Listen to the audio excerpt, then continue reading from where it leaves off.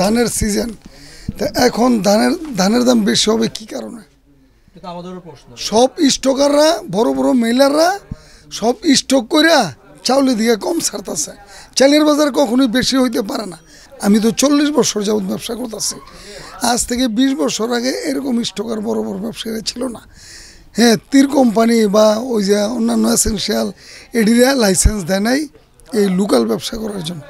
এরা ইম্পোর্ট করবে, এরা লোকাল দেশে ব্যবসা করবে এরকম তারা এই চিন্তা ভাবনা ছিল না। যেই তারা এই দেশের মধ্যে চাইলের ব্যবসা করে তারা মজা পাইল, এদের জায়গা জমির গোডাউনের অভাব নেই।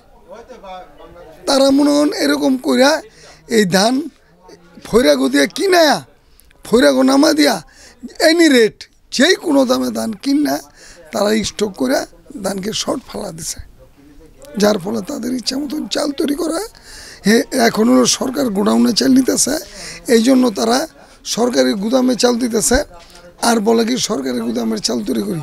এই কথা বলে তারা আমাদেরকে চাল ঠিক মতন দেয় না। হ্যাঁ, আমাদের এই স্টক করে রাখছে।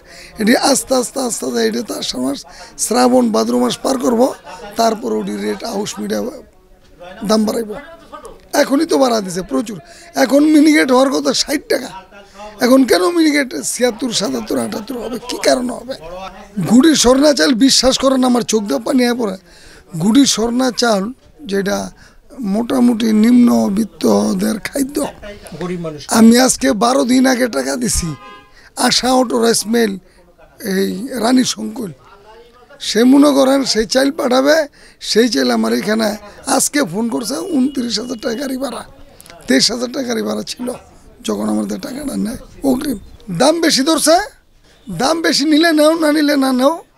সরকার ধনী হইতে হইবে এবং সরকার কোনো ব্যবসায়ীর সাথে যোগাযোগ না করে বাইরে থেকে মাল আমদানি করে বাইরে সে নিজের ইচ্ছায় নিজের হাতে ছেড়ে দিবে, দিয়ে রেট কমে দেবে। এই ছাড়া পারা যাবে না। এই দেশের সরকার তো শোষককারী, তারা শোষণকারী, যার ফলে আমাদের দেশের আমরা জিম্মি।